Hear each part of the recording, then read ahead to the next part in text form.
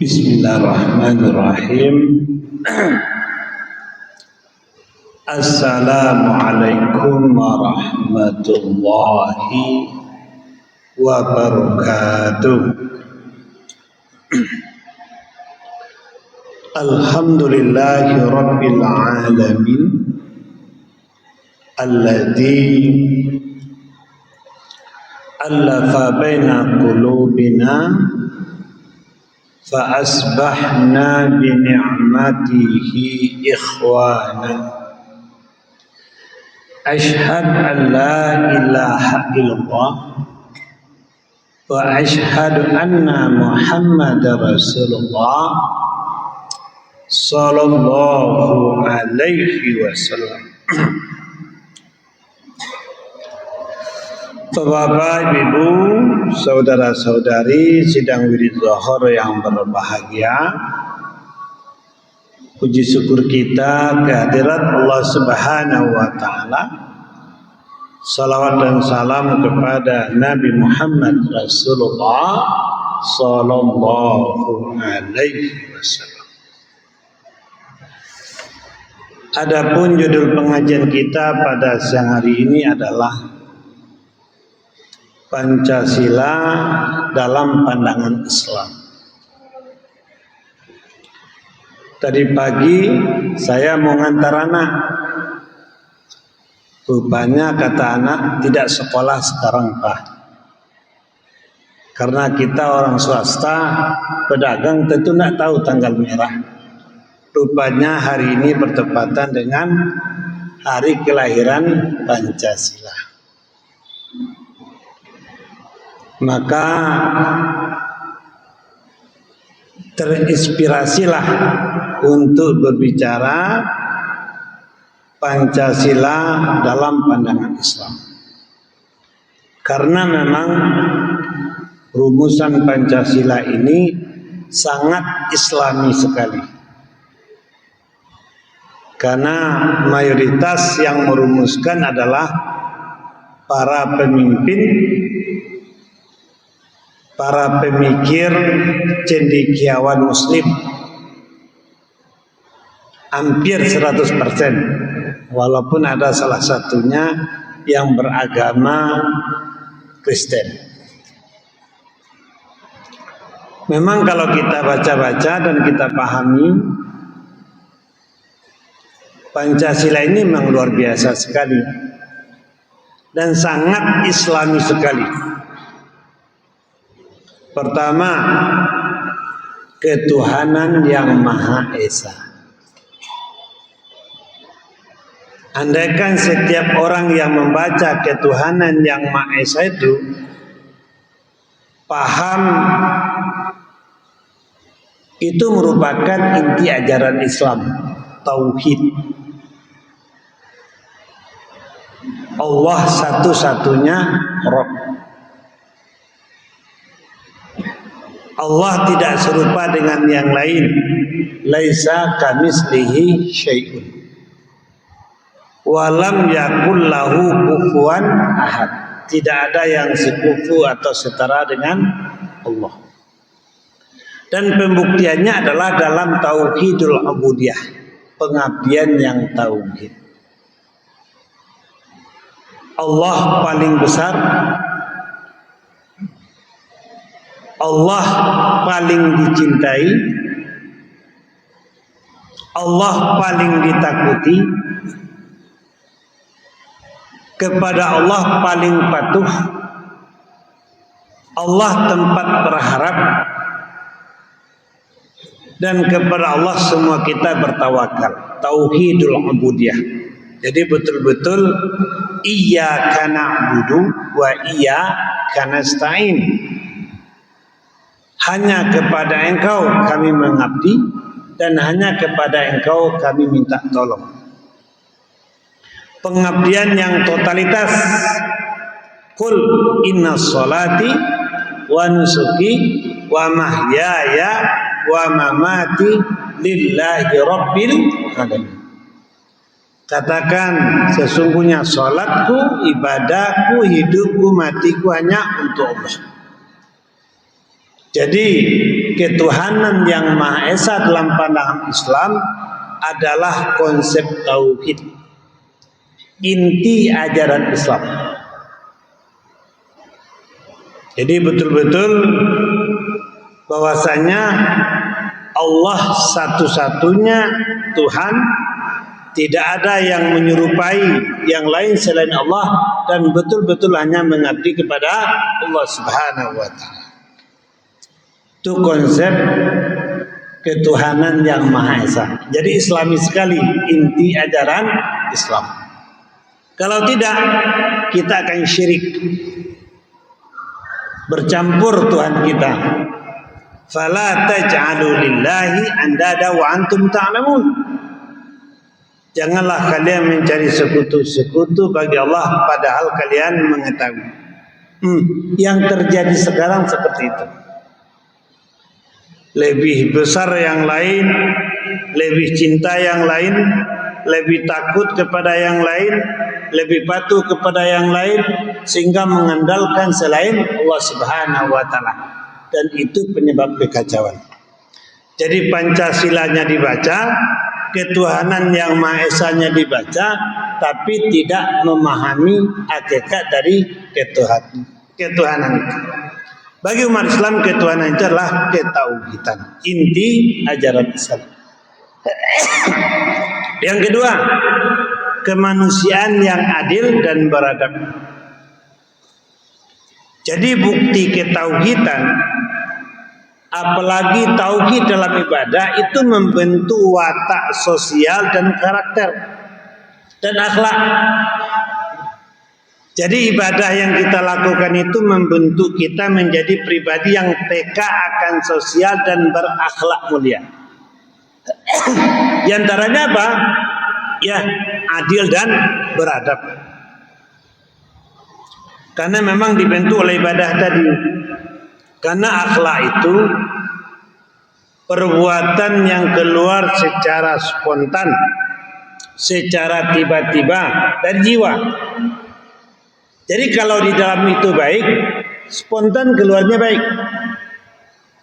Kalau di dalam itu baik, wajahnya cerah. Kalau hatinya baik, senyumnya manis. Kalau hatinya baik, kata-katanya penuh kelemah lembutan. Kalau hatinya baik, orangnya pemaaf. Kalau hatinya baik, orangnya tidak egois.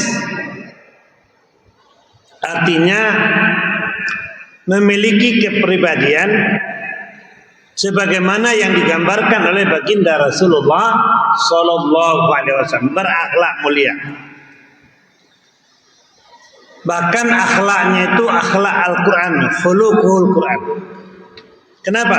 Bagi Rasul itu Al-Quran itu menjiwa, sehingga setiap aktivitas beliau keluar dari jiwa yang Qurani tadi.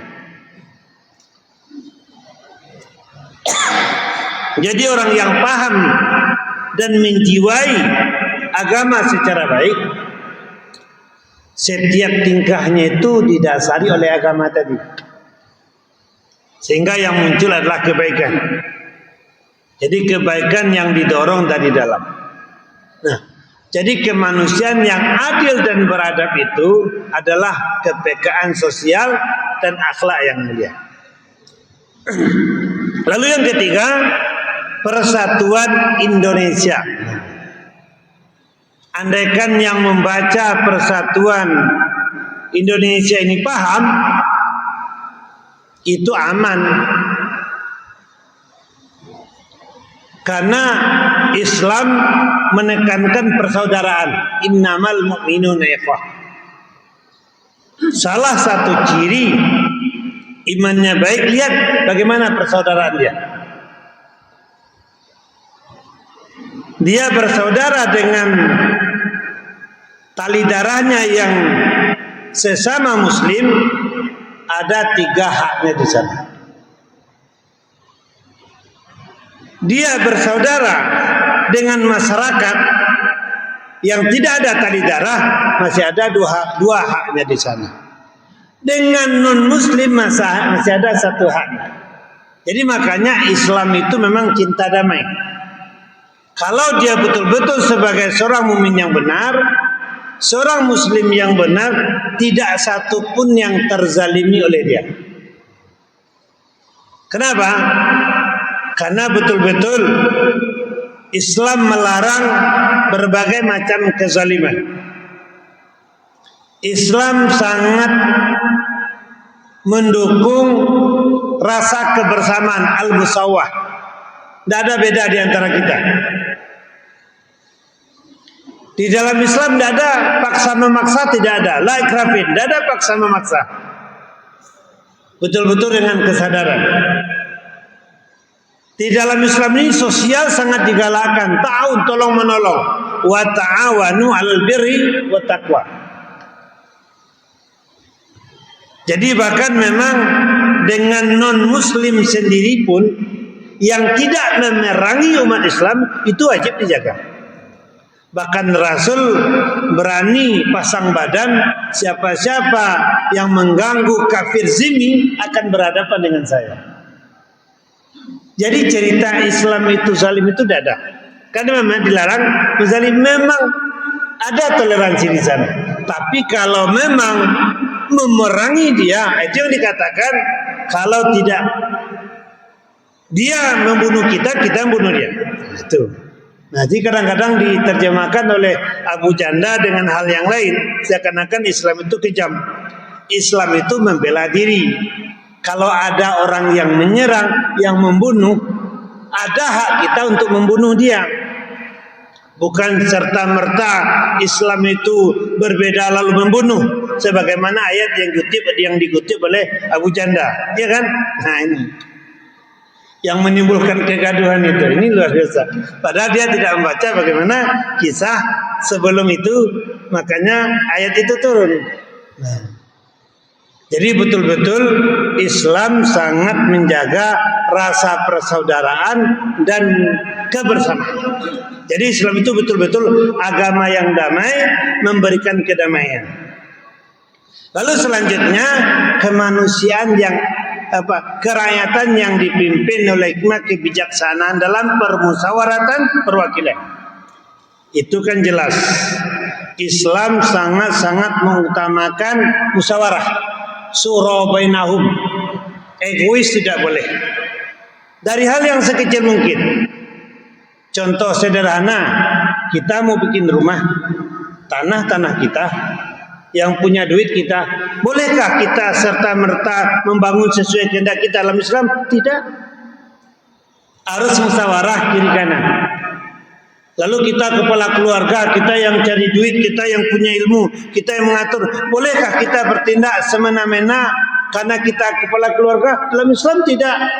Anak yang sudah bisa melihat, berpikir baik atau itu memang diajak musyawarah. Jadi begitu Islam sangat mendahulukan kata-kata mufakat dan musyawarah. Nah, sekarang banyak terjadi tiba-tiba tidak tahu-tahu saja kita keputusan itu ada. Nah, ini yang bertentangan dengan Islam. Kalau memang Pancasila itu benar dan sangat cocok sekali dengan Islam Syura bainahum itu.